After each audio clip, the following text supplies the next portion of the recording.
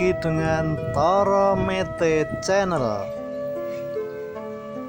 Assalamualaikum warahmatullahi wabarakatuh. Bismillahirrahmanirrahim. Allahumma sholli ala Sayyidina Muhammad wa ala ali Sayyidina Muhammad. Oke kawan, kali ini saya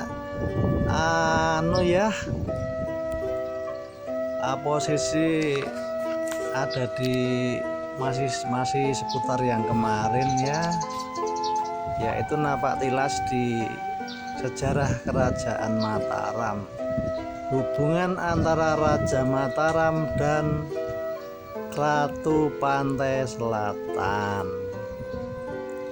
Ini penampakannya seperti ini kawan, tapi tunggu dulu ya kawan ya, ini cuplikan nih, ada yang mau lewat. Oke, kita tunggu.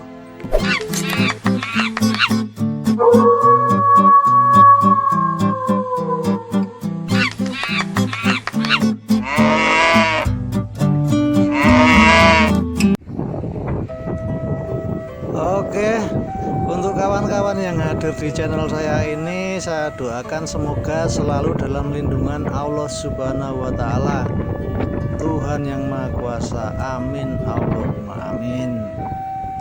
Oh ya, bagi kawan baru yang menyukai video ini, nggak usah ragu-ragu, langsung subscribe, like, comment, share aja.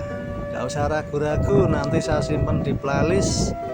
Saya support full serentak, biar nggak tanggung-tanggung ya. Kalau cuma nyupport 1-2 gitu kan kelamaan, langsung nyupport 30 channel kan gitu kan, enak gitu. Jadi saya simpan di playlist, jadi nggak usah ragu-ragu ya untuk kawan baru, untuk saling support, saling gotong royong. Demikian tadi penampakan Laut Selatan ya.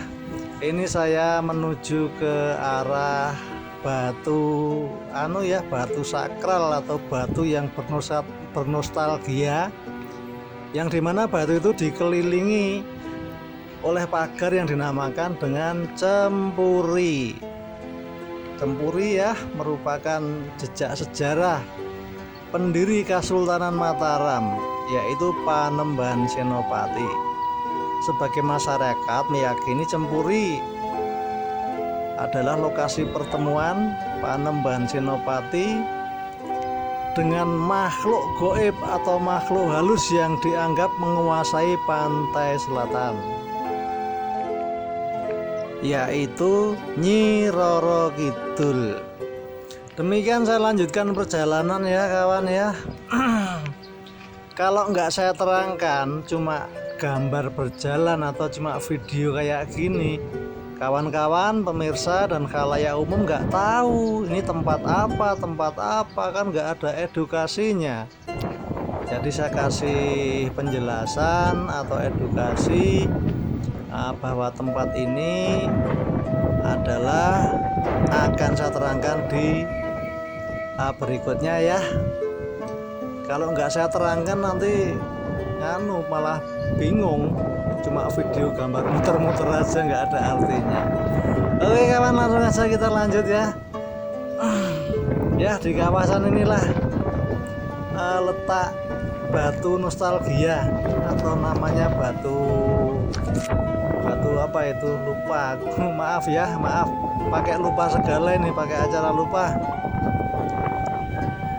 Oh iya, namanya ya, saya inget namanya Batu Selo Gilang ya. Nanti di ini baru ada di gerbang Laut Selatan menuju ke arah Cempuri atau ke arah Batu Selo Gilang namanya Batu Selo Gilang. Ini ada penjaganya nih, arca apa ini, Gupolo yang banyak ularnya itu, apa itu, ular kobra ya, diselimuti ular kobra itu. Patung Gupolo simbol dari penjagaan pintu gerbang dari Laut Selatan menuju ke arah batu atau namanya Selo Gilang. Yang di kawasan ini, nah itu pas depan persis itu namanya Cempuri, yang di dalamnya ada Batu Selo Gilang. Yang dimana Batu Selo Gilang itu sebagai tempat pertemuan antara pendiri dinasti Mataram, yaitu Panembahan Senopati, dengan penguasa pantai selatan, yaitu Kanjeng Ratu Kidul. dua buah batu itu sering disebut dengan batu nostalgia. Nah, ini tempat persinggahan ya, persinggahan peziarah yang datang ke sini untuk lelaku ya, lelaku budaya ya, ini versi budaya. Masalah musyrik dan syirik itu ya ada di hati masing-masing. Saya cuma di sini cuma mereview masalah budaya. Nah, ini tempat untuk peristirahatan para peziarah yang ada di depan Cempuri atau di depan tempat batu Selo Gilang yang berada di Parangkusumo nih ya. Pantai Parangkusumo terletak tidak jauh dari kawasan Pantai Parangtritis, tepatnya di sebelah barat. Kalau diukur jaraknya dari kota Yogyakarta kurang lebih 35 kilo. Demikian kawan, kita lanjut. Ini penampakan Cempuri yang di dalamnya ada batu gilang ya, namanya batu Selo Gilang, maaf nih. Cempuri Parangkusumo. Parangkusumo itu nama pantai, Cempuri itu nama suatu sejenis tempat ya, yang di dalamnya ada batu yang disebut Selo Gilang, yang dimana batu Selo Gilang sudah saya terangkan tadi, yaitu tempat pertemuan antara Panembahan Senopati dan penguasa Laut Selatan, yaitu Kanjeng Ratu Kidul atau Nyi Roro Kidul.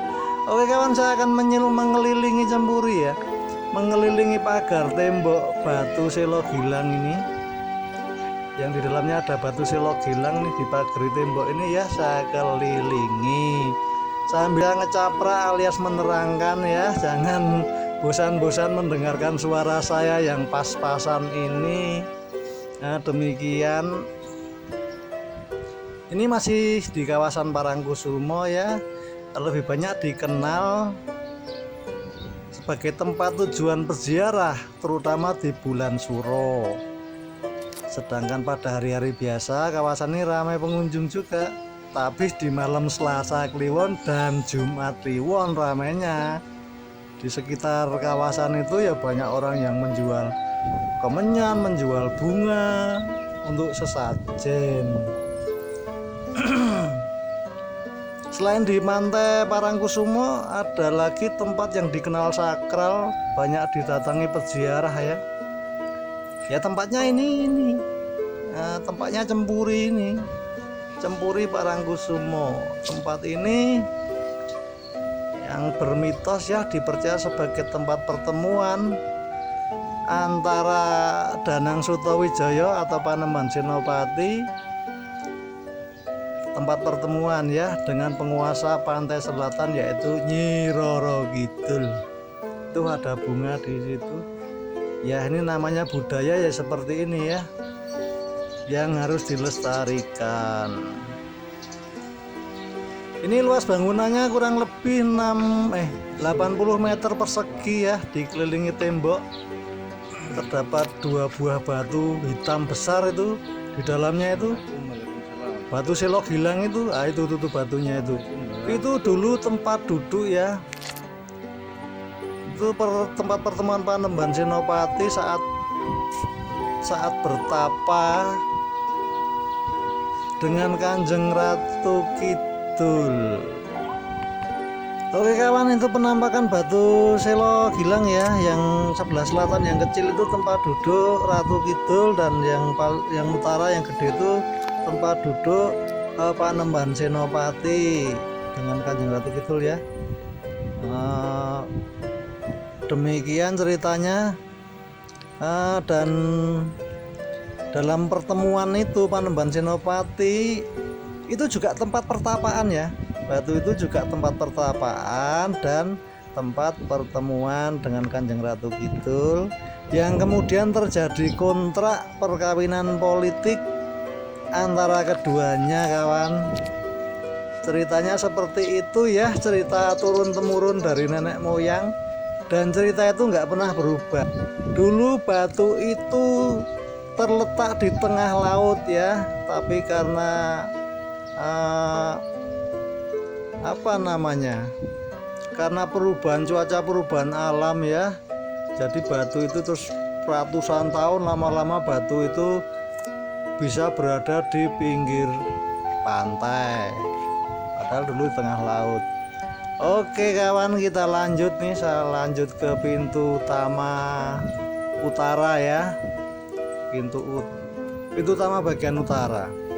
Tadi saya dari arah selatan, pintu gerbang selatan menuju ke pintu gerbang utara. Inilah penampakan pintu gerbangnya kawan. Nah, saya jalan terus nih lewat sisi kanan ya, pendopo gerbang sisi kanan saya lewati. Saya akan masuk ke sini. Saya tengok dulu kiri kanan, bangunannya masih original ya, sedikit ada renovasi. Demikian masih klasik lah, masih kuno gitu, masih benar-benar era Mataram walaupun sudah direnovasi. Oke kawan, kita lanjut. Nah, ini saya keluar dari pendopo pintu utama.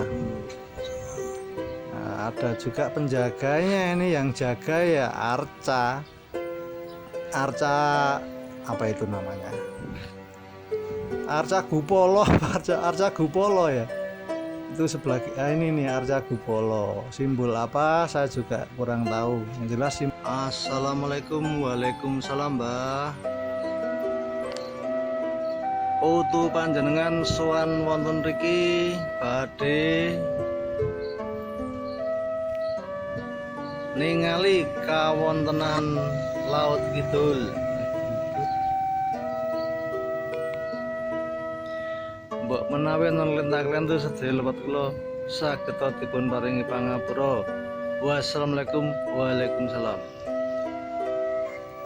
Nah, oke kawan, tadi itu saya menghormati ya, atau istilahnya itu kalau bertamu itu ya assalamualaikum gitu, karena di sini ya banyak mistisnya, banyak bangsa gaib yang ada di sini. Saya juga permisi dulu. Demikian kawan, bukannya kok saya itu takut dengan bangsa gaib, tidak sama sekali ya gitu. Pertama yang saya takuti Allah Subhanahu wa Ta'ala, yang kedua ibu, bapak, kiai-kiai yang membimbing saya, dan juga yang paling saya takuti adalah jika saya berbuat salah. Itulah yang saya takuti. Saya berbuat salah dan saya pasti akan berdosa ya. Dan jika berdosa pasti akan mendapat balasan di dunia berupa azab ataupun kelak akan masuk neraka. Oke, demikian kawan, review dari saya cukup sekian. Jika ada tutur kata yang kurang baik ya maklum, keterbatasan SDM saya karena saya cuma orang bodoh. Nah, penjelasan saya yang pas-pasan ini. Akhir kata, wassalamualaikum warahmatullahi wabarakatuh.